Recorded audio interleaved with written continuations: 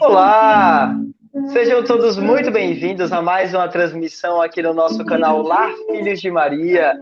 Nessa belíssima noite de sexta-feira, onde nós sempre nos reunimos nessa nossa ágora virtual, para que aqui a gente possa contribuir com assuntos, para que a gente possa debater, discutir, tirar as dúvidas e construir juntos bases para as nossas consciências despertarem em um ritmo mais belo nessa nossa dança da vida. E hoje nós estamos recebendo o nosso convidado, colaborador ilustríssimo, Nilson. Nilson, seja muito bem-vindo, boa noite. Boa noite, Thomas, boa noite, pessoal. Boa noite a todas as pessoas que nos acolhem sempre com esse coração carinhoso e generoso. Carinhoso e generoso porque um coração que acolhe não pode apresentar outras características. Nenhum coração superficialmente acolhe ninguém sem ter em si, na sua essência, carinho e amorosidade. Então, a gente agradece sempre a oportunidade. Eu falo a gente sempre contando com Sandra do meu lado.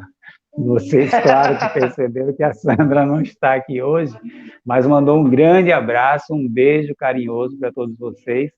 E ela, num momento ou outro, deve estar assistindo, né, essa transmissão. Ela está em aula hoje. E agradece, sim, a vocês por também acolherem ela nos momentos que nós estamos juntos, tá? Então, mais uma vez, Thomas, obrigado pelo convite. Mais uma vez, pessoal, obrigado pela acolhida no coração de vocês, tá? Perfeito. E vamos mandar um beijão para a Sandra também, que está sempre contribuindo com a gente, sempre participando desses momentos.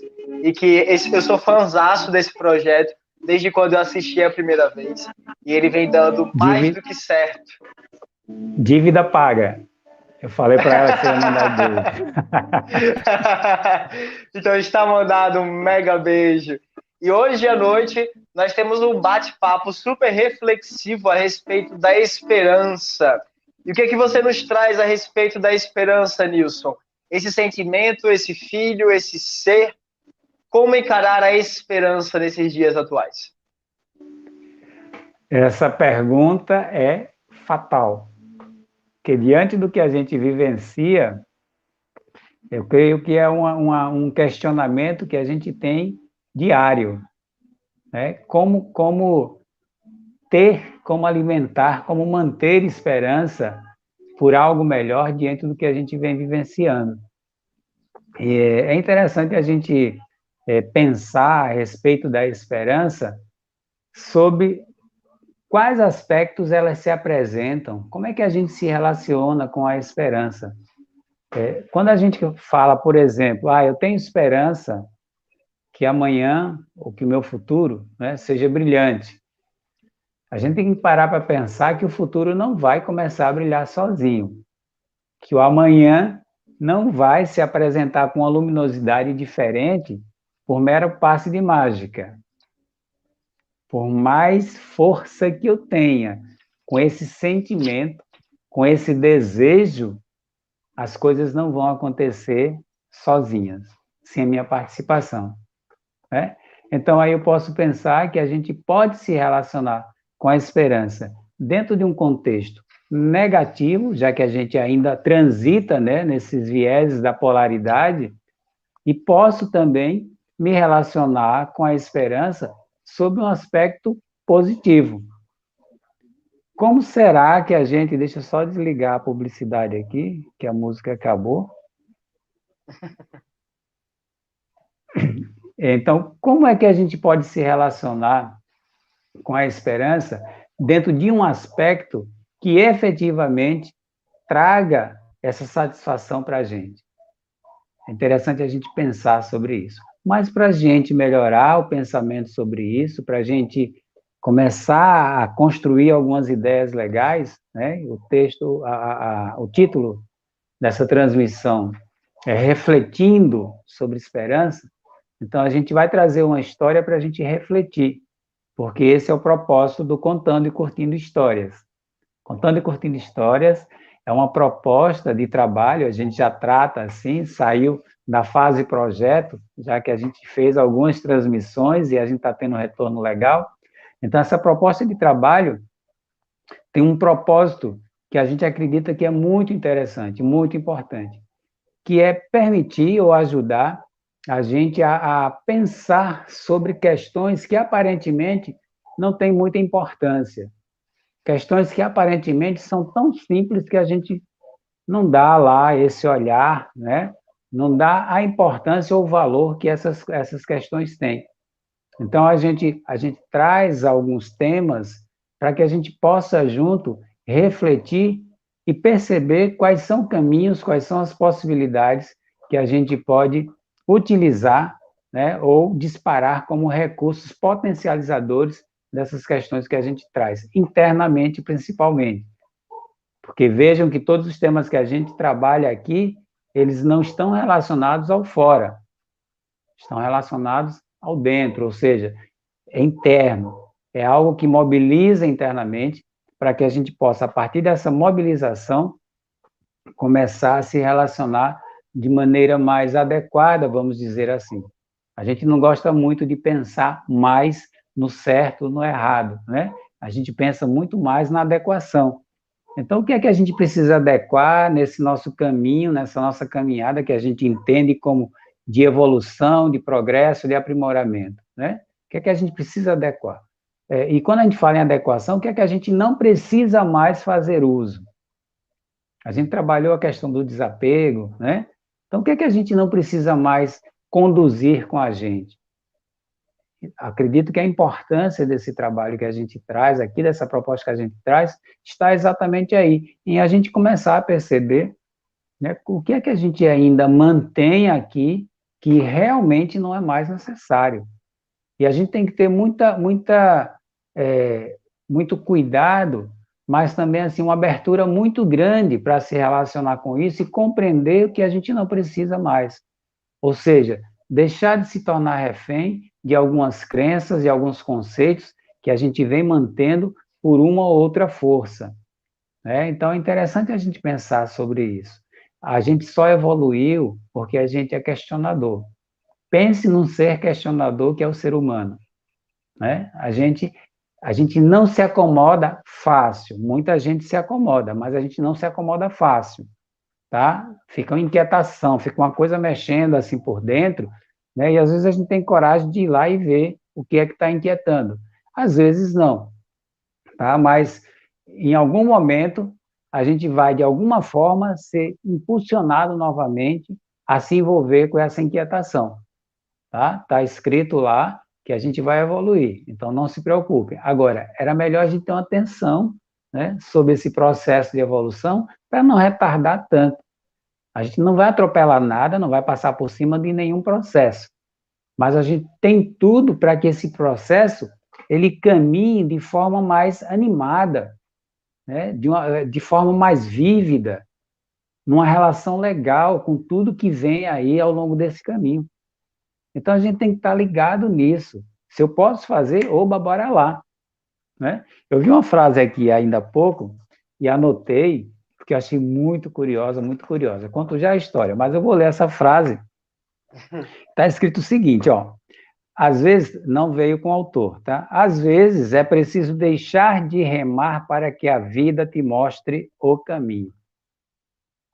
E aí, quando eu li isso, me chamou a atenção, porque quando meu olho bateu, minha alma disse, nossa, vocês ouviram, eu vou ler novamente, tá? Às vezes é preciso deixar de remar para que a vida te mostre o caminho. Alguém já parou para pensar o que é ficar num barco sem remar, à mercê da corrente d'água? Alguém já parou para pensar? Alguém tem o hábito de água, de rio, de mar? Já teve essa experiência de ficar ali à mercê? Gente, Sim. eu já fui um rato de praia, né? Uns tempos atrás aí, ia falar na minha juventude, olha, meu jovem desse jeito. Mas, enfim, eu já frequentei muito a praia e em determinado ponto, em determinado momento, não é muito legal você ficar ali à mercê da água, da corrente da água, não. Não é muito legal, não. Por mais estrutura, por mais preparação, por mais método que você tenha para ficar na água, à mercê da água, tem um momento que a coisa vai começar a gerar certa angústia. principalmente se for no mar aberto, né? Ou num rio muito largo, onde você não consegue ver a margem e ver o barco sendo conduzido pela água e você sem remos ou sem remar, eu acredito que essa proposta é um tanto perigosa, inclusive, né? Você ficar no barco sem remar e esperar que a vida lhe mostre o caminho. A gente tem que fazer uma série de análises em torno disso que está escrito, tá? Quem é essa vida que alguém quis representar quando escreveu?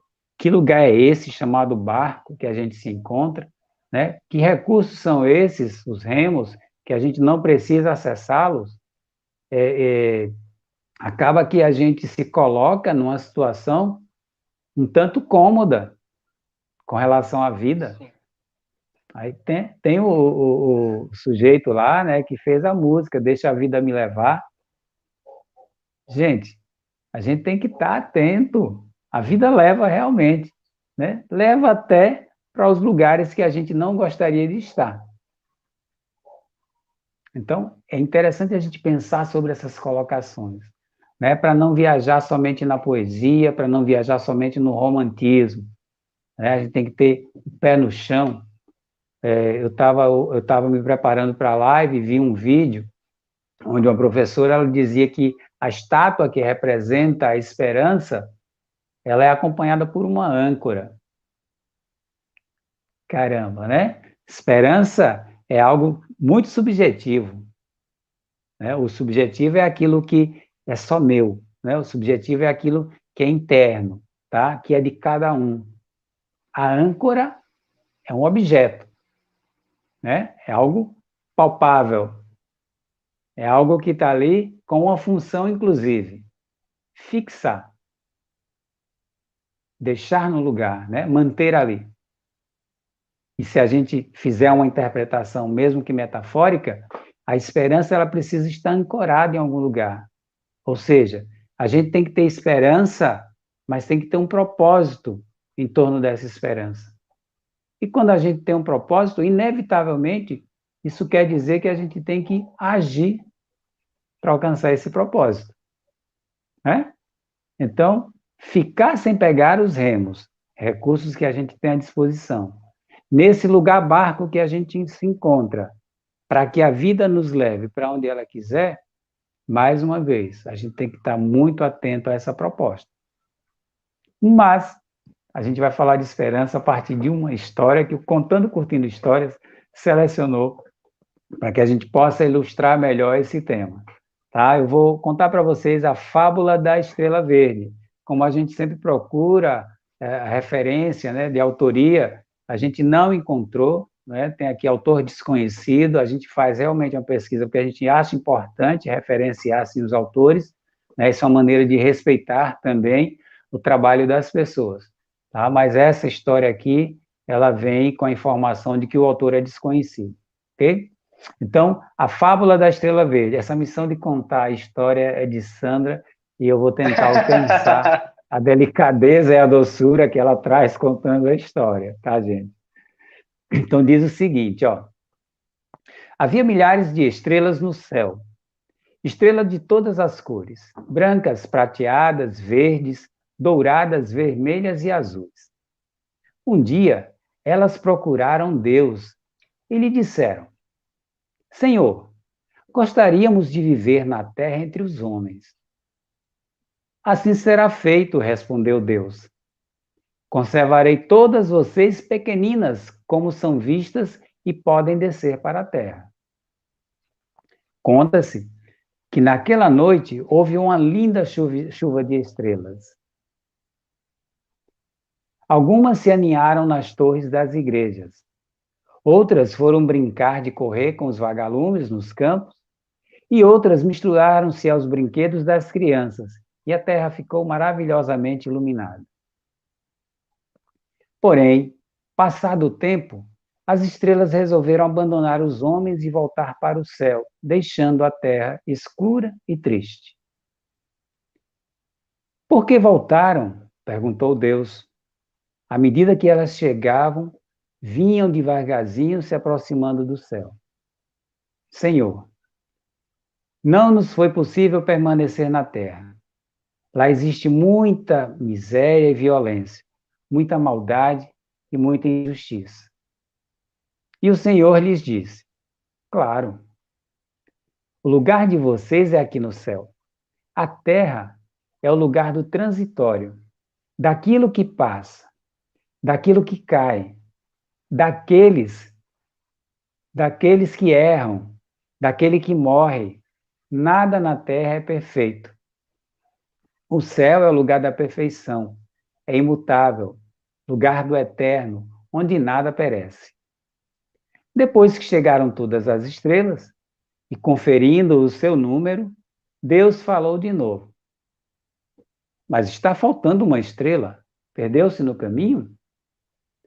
Um anjo que estava por perto retrucou: não, Senhor. Uma estrela resolveu ficar entre os homens. Ela descobriu que o seu lugar é exatamente onde existe a imperfeição, onde há limite, onde as coisas não vão bem, onde há luta e onde há dor. Mas que estrela é essa? Voltou Deus a perguntar. É a esperança, Senhor. A estrela verde, a única estrela dessa cor. E quando olharam para a terra, a estrela não estava só. A terra estava novamente iluminada, porque havia uma estrela verde no coração de cada pessoa. Porque o único sentimento que o homem tem e Deus não tem é a esperança. Deus já conhece o futuro, e a esperança é própria da pessoa humana, própria daquele que erra, daquele que não é perfeito, daquele que não sabe como será o futuro. O planeta estava, então, novamente iluminado, e havia uma estrela verde de esperança no coração de cada ser humano. A história é legal e intrigante, né? Sim, É, muito. Muito. Ela lembra muito vocês a história da Caixa de perceberam? Pandora também, né? Eu achei muito Mas incrível, sim, claro, claro, claro. E né? vocês devem ter percebido que Deus ganha fala, ele ganha um comportamento, né? Isso. Deus ganha uma estrutura humana, na verdade. A fábula, os contos, né, os Sim. recursos literários que fazem essa correlação do comportamento humano com a fantasia, tem esse propósito, para que a gente saia do campo do fantástico, do fenômeno, e entre num campo mais visível, num campo mais Uhum. concreto. Exatamente a partir disso que aconteceu agora, na observação que eu trouxe. Viram que Deus ganhou fala, né? Aí a gente para pensar, Exato. poxa, Deus não sabia, teve que perguntar para o anjo, né? E a gente conhece a natureza divina de outra forma. Então, isso serve também, gente, para a gente perceber o quanto há de possibilidade na gente de explorar caminhos que a gente não conhece, simplesmente porque não se atreveu, não concedeu a gente a oportunidade de conhecer. Muito mais por isso. Então, quando a gente fala da esperança dentro desse contexto que a história traz, vocês viram a que lugar a esperança faz parte, em que lugar ela é útil, a quem ela favorece? Aos seres humanos. E quem somos nós, seres humanos? Né? No grosso que nós representamos aqui no planeta Terra, quem somos nós? Pessoas sempre carentes, pessoas sempre limitadas, né? Pessoas necessitadas de algo para dar uma objetividade à nossa existência. Então, esses seres precisam sim de esperança. Precisam se relacionar com esses conteúdos que promovem para a gente o desejo de estar lá depois. Só que vejam que para a gente alcançar, satisfazer esse desejo de estar lá depois, a gente precisa estar vivo.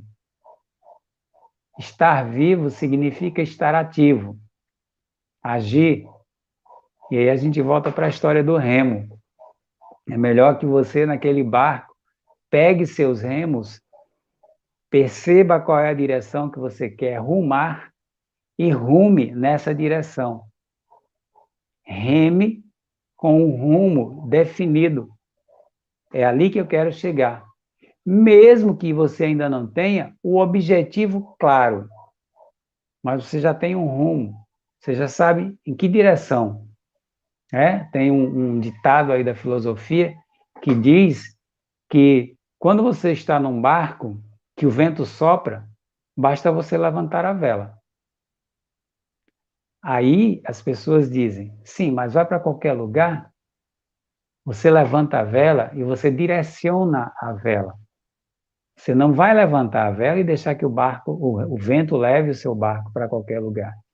Você vai direcionar, ou seja, você vai agir no sentido de ir para onde você deseja ou precisa ir. Então, sempre terá a ação da pessoa, a ação do ser, no sentido de alcançar os seus objetivos.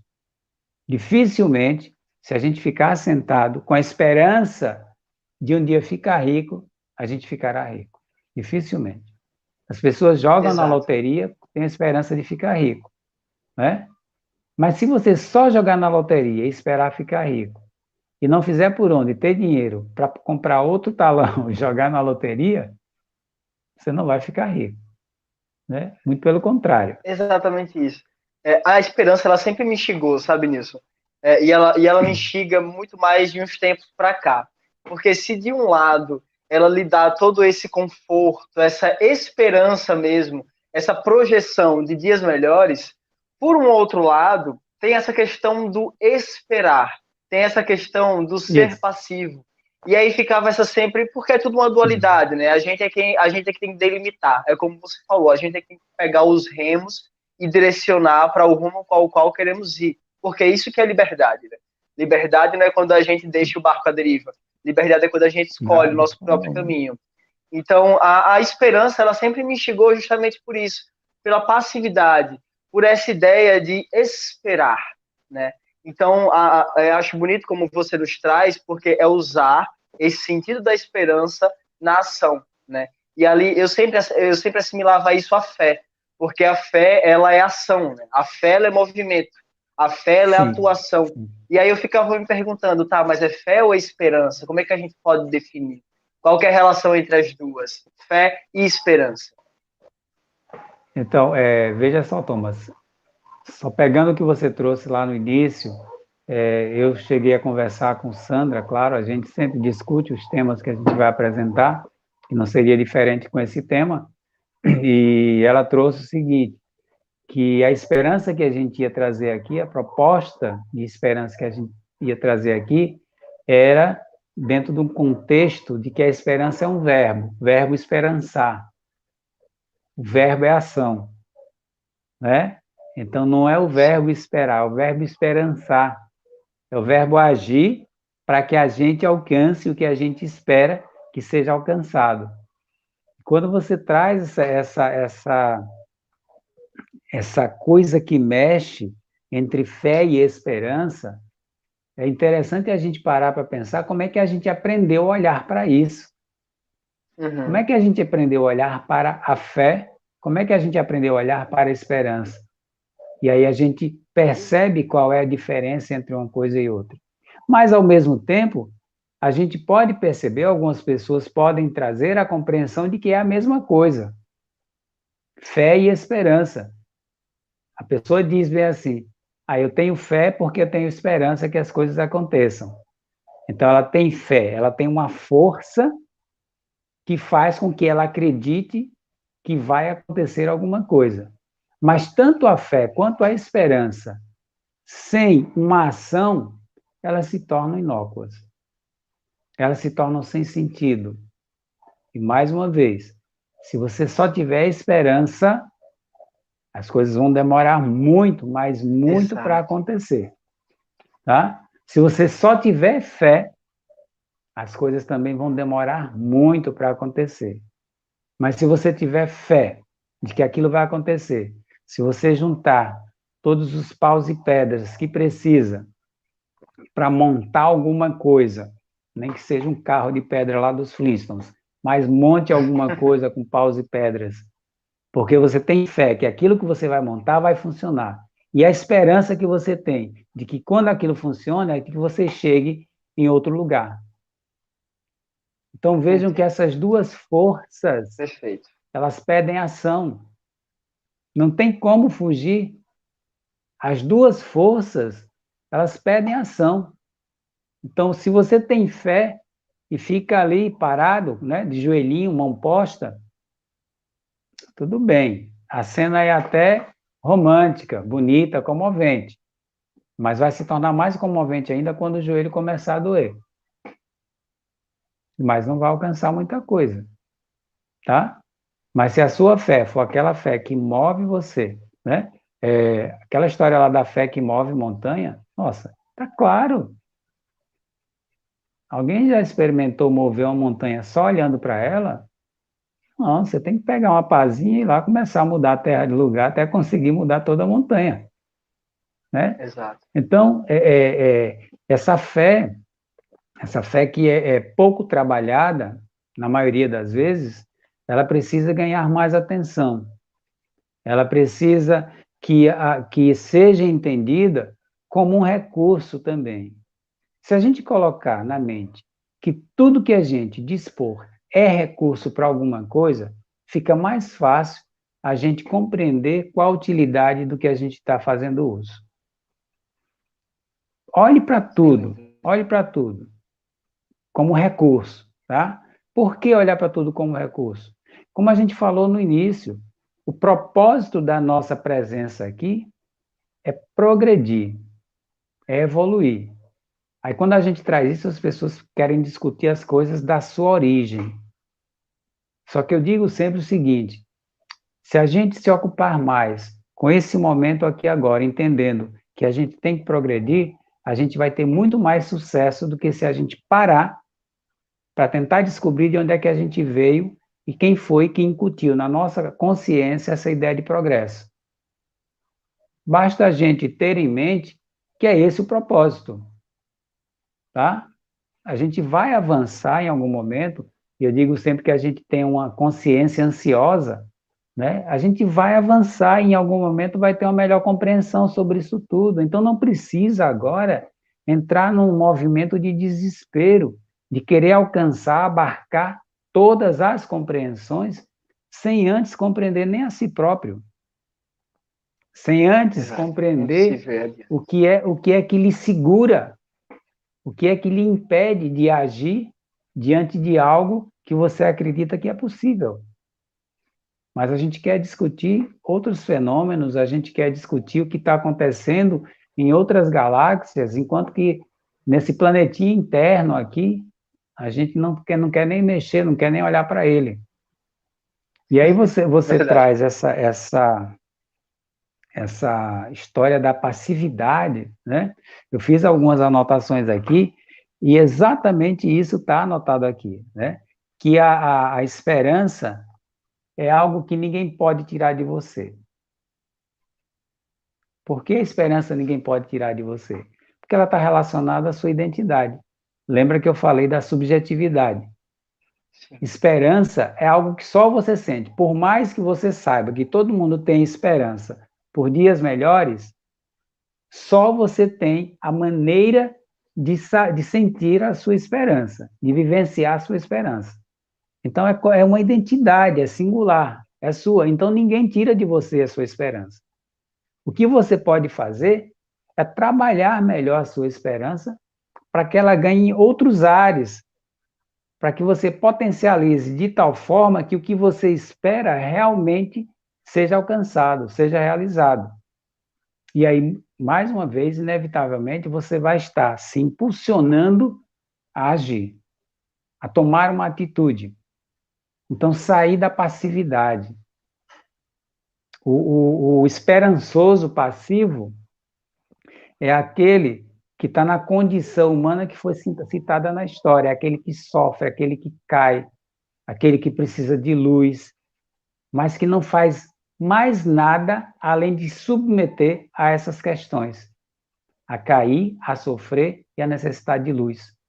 E não buscar, dentro desses recursos que foram citados, um elemento, algo que possa contribuir para que ele comece a dar a volta, né? Ou dar pelo menos alguns passos para observar de longe aquela situação em que ele se encontra. Um refém de si mesmo, né, Nilson? Exatamente, o refém de si mesmo, que é o refém do rio, enquanto os remos não estão em ação, né? Exato, A gente, exato, perfeito. essa história do barco, essa história do barco vai viajar durante todo o nosso tema, tá? Então, assim, Rende, ela realmente, rende. Tem pano isso, para manga. realmente as pessoas, elas se colocam como reféns de si mesmo. E o que é ser refém de si mesmo? É ser refém das suas crenças, é se tornar refém de conceitos que não foram trabalhados, que não foram burilados, que não foram mexidos, para a gente perceber a necessidade de aprimoramento, de transformação, de mudança. Então, enquanto você se mantém com os mesmos conceitos, preso às mesmas crenças, você se mantém refém. Refém de uma condição que não permite que você se expanda, que você levante o seu braço, que você movimente sua perna, que você entre em ação, que você se torne o verbo, né? O verbo no sentido de agir, de tomar uma atitude. E aí tem uma outra anotação aqui, né, que fala do seguinte, que quando a esperança ela é representada como uma identidade sua e ninguém pode tirar, mas você pode perder. Você pode anular ela em você. A partir do momento que você se relaciona com a sua esperança como algo fantasioso. O fantasioso é aquele aspecto que a gente trouxe no início. Eu tenho esperança que o mundo saia dessa situação. E aí, quando se fala isso, a ideia que dá é que a gente está à parte no mundo. A ideia que vem é que a gente não faz parte do contexto. A gente é um observador afastado. A gente está de fora. Mas se a gente está de fora, é um observador afastado, se a gente não faz parte do contexto, por que a necessidade de manifestar uma esperança de que as coisas melhorem?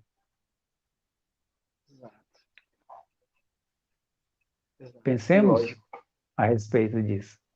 Por que essa necessidade? Essa necessidade só vem porque nós estamos envolvidos. Não há nada que nos incomode que não faça parte da gente. Nada.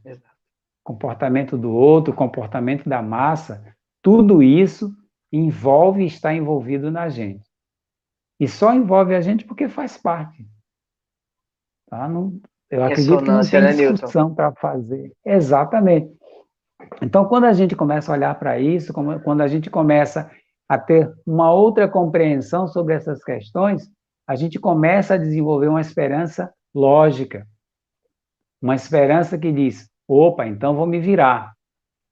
Aí a gente vai para a imagem, a gente vai para a imagem da estátua, né, que eu citei no início, onde a gente vai lançar a mão de quê? Da âncora. A gente vai pegar a âncora e vai ancorar a gente. Olha, gente, ancorar não é estacionar e permanecer. Vocês estão ligados porque é que existe a âncora, porque é que um barco ele fica ancorado. Quando é que ele está ancorado?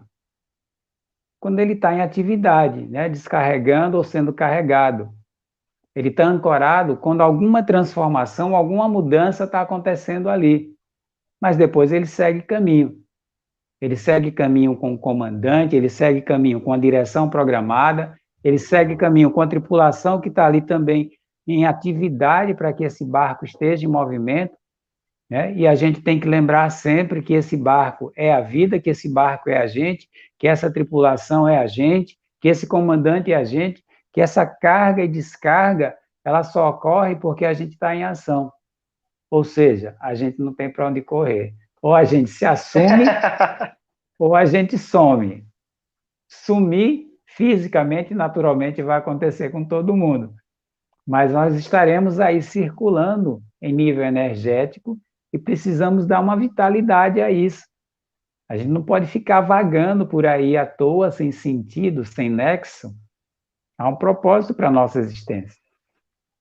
Então, é interessante que a gente se permita pensar sobre isso, tá? Não é pensar que isso aqui é tudo isso. É pensar sobre isso. Cada um aí na sua cabecinha começar a matutar, caramba, eu não tinha pensado dessa maneira, deixa eu pensar. Pronto, agora deixa eu dispensar, deixa eu repensar. E aí a gente vai, né? A gente vai Construindo. elaborando maneiras melhores de se relacionar com tudo isso, tá? E essa construção, ela é constante, gente. Essa construção é constante.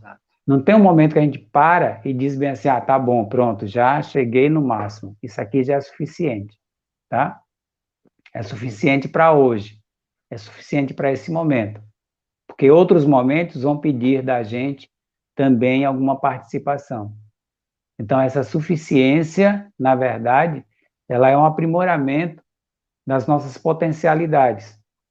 Aí a gente vai aplicando essas potencialidades, vai revendo, nesse aprimoramento a gente vai construindo novas maneiras, novos recursos de ser e de estar, para que a nossa evolução, o nosso progresso, ele se dê de forma mais tranquila. E a tranquilidade que eu estou trazendo aqui não é no sentido do oba-oba, do deixa eu ficar aqui na rede enquanto a coisa acontece, tá?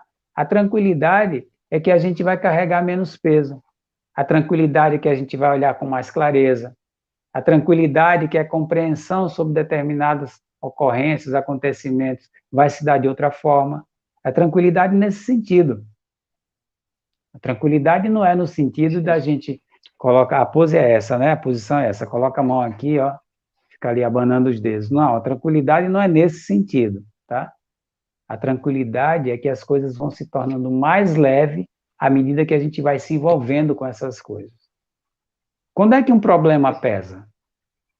Quando a gente não consegue uma solução, quando a gente não consegue se relacionar com o problema no sentido de resolvê-lo. E ele pesa, não é isso? É assim que a gente usa a linguagem, né? Estou com a cabeça pesada, estou com um problema assim, tal, e ele fica ali pesando, e a gente vai se tornando um ser de carga, né? Desse peso. Mas a partir do momento que a gente começa a fazer questionamentos, pega o lápis, a caneta ali, rabisca, né? Coloca números, escreve textos, começa a decifrar algumas coisas dessas questões que pesam, a gente vai começar a dar leveza, né? Tirar alguns elementos, opa, isso aqui, né, não vale mais, isso aqui já não serve, isso aqui eu já encaminhei, né? Até que, nesse processo, a gente chega num ponto de resolução. Pronto, leveza. Desse aqui, a carga que ele traz, eu estou livre. Tá? E eu vou com essa tranquilidade pegar o próximo problema, a próxima carga, a próxima questão, que a gente tem que lembrar que a gente também não deve negar nada, afastar nada, né? A gente não deve se eximir dessa responsabilidade de estar presente na nossa vida. É uma responsabilidade que a gente tem. Exato, perfeito. Nilson, a Sandra, ela não está participando com a gente, mas ela deixou uma pergunta aí no ar, ela deixou a interação, ela deixou a participação, ela estava aqui acompanhando alguns minutos atrás, e ela fez a seguinte pergunta: vou deixar minha dúvida sobre o tema. A esperança seria uma necessidade de obter segurança? Seria uma forma de acreditar que existe um chão firme para pisar? E olha, eu sempre procuro apresentar respostas pensando no que está escrito. Quando ela coloca aí, se seria a necessidade de obter segurança, a gente tem que parar para pensar sobre que segurança a gente está falando. Ou em que momento a gente se percebe inseguro. Que aspecto é esse que a gente traz, que denomina segurança, que a gente acredita que precisa? Segurança para quê? Segurança em torno de quê? A partir desse questionamento, a partir do deciframento desse termo, segurança, como eu trago, como ele representa, ou me representa, ou se representa em mim, é que eu vou conseguir pensar se essa esperança ela vem no sentido de obter segurança. Eu posso sim ter esperança para que essa esperança, ou seja, esse algo subjetivo que eu penso, me dê segurança para que eu possa agir e alcançar o objetivo dessa subjetividade que eu trago. Tá claro ou embaraçou? Então, quando eu tenho Não, tá esperança em claro. dias melhores, quando eu tenho esperança em dias melhores, acredito que alguma coisa boa vai acontecer lá na frente, mas, conscientemente, sei da minha responsabilidade, da contribuição que eu possa dar para que isso aconteça, essa minha esperança, ela vem no sentido de me dar segurança para que eu possa agir. Penso assim. Se alguém pensar Perfeito. diferente, que apresente aí seu pensamento para a gente construir mais discussões. Isso, Quando ela compartilhe. traz, seria uma forma de acreditar que existe um chão firme para pisar? Quando eu penso que eu preciso de um chão firme para pisar, eu penso isso a partir de uma certa insegurança, Uhum. de uma necessidade de base. Quando é que a gente tem necessidade de base? Quando tem medo de cair. O medo de cair é gerado por insegurança? É gerado por insegurança. Então, eu diria que os dois aspectos que ela traz estão correlacionados à esperança, dentro dessa ideia de que a gente comece a olhar para o que a gente chama de segurança, para o que a gente chama de chão firme, de base para que a gente possa pisar, se sentir ancorado, né?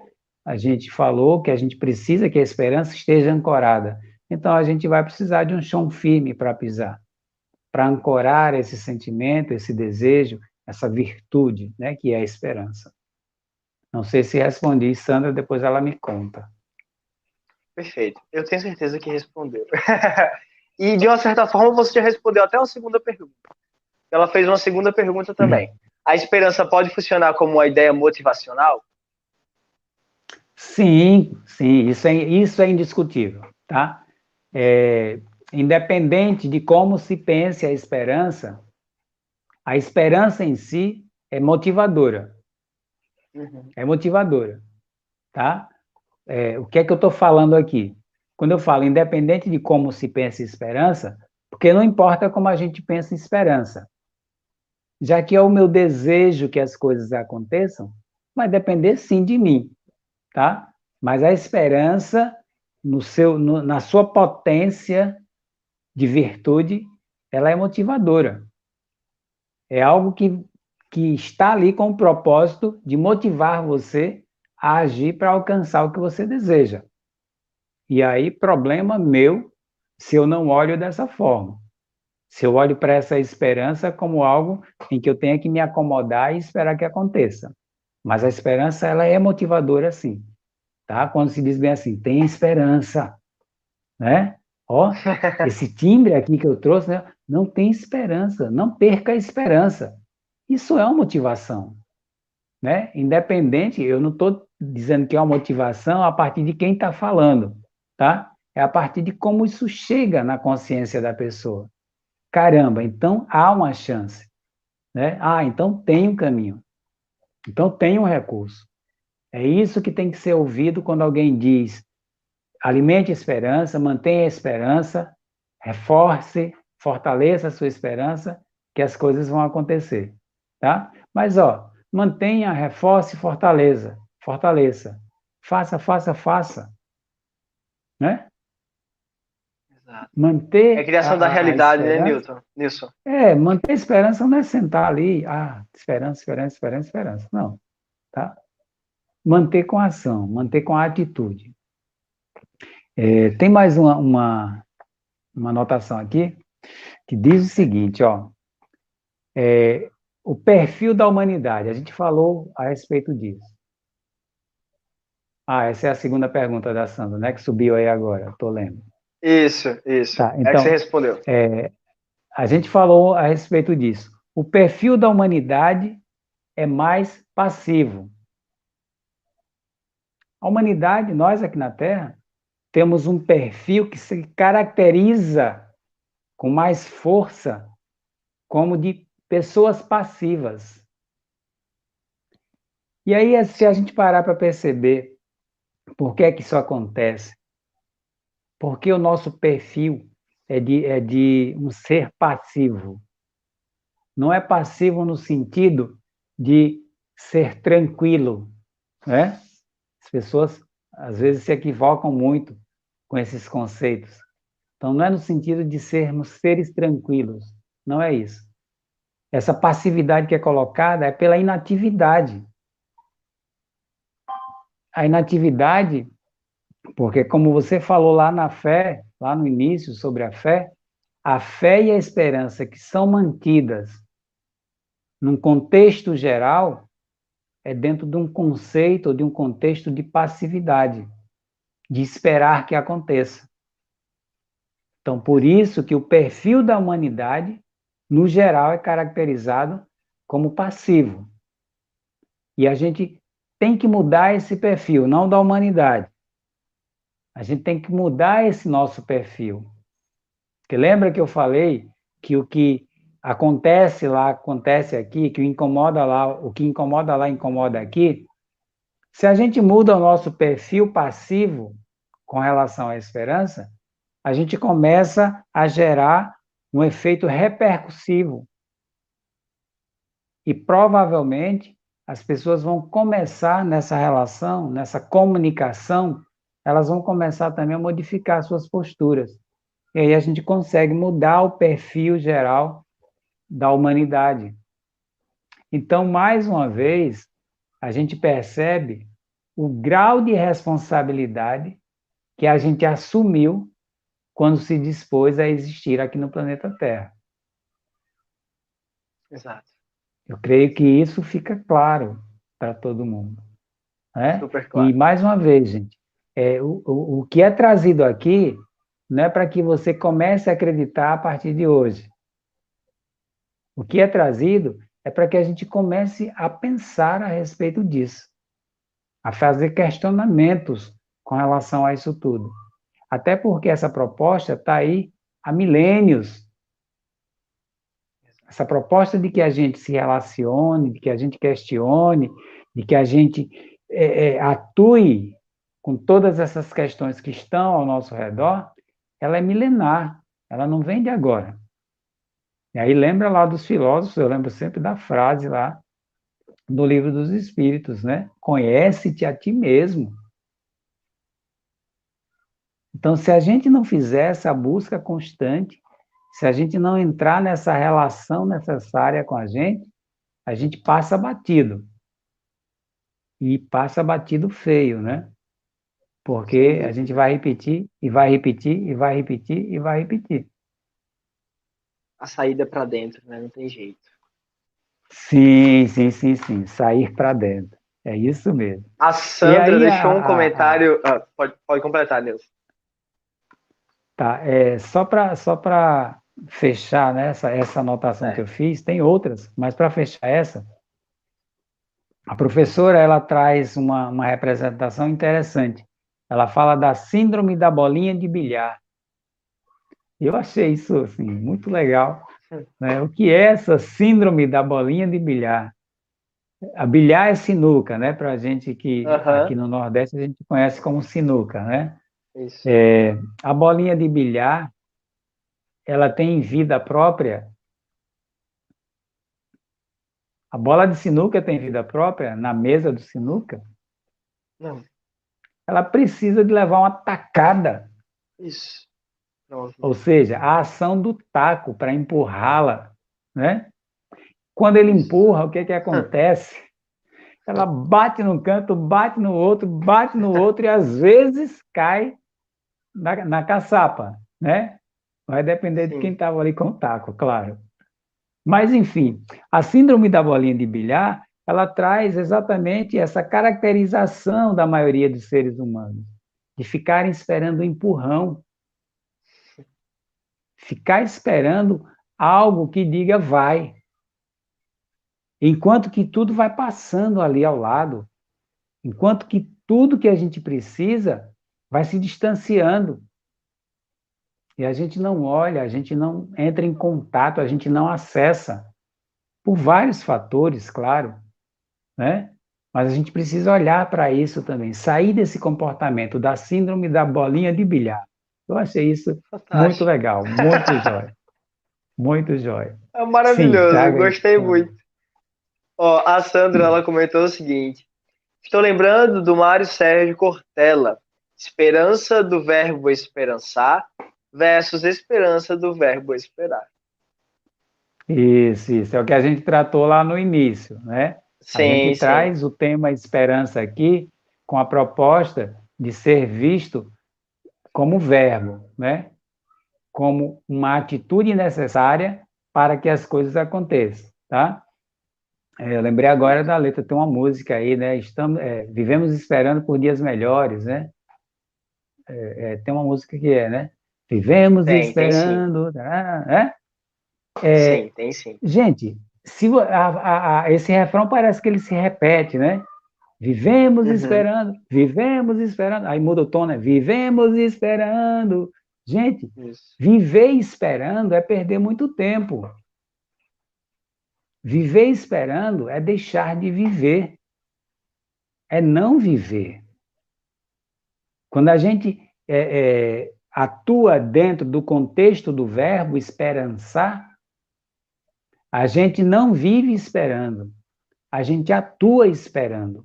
Porque o viver que está sendo colocado aí está dentro de uma ideia de não fazer nada, de se acomodar. Ah, fulano vive sonhando. Está dentro da mesma ideia.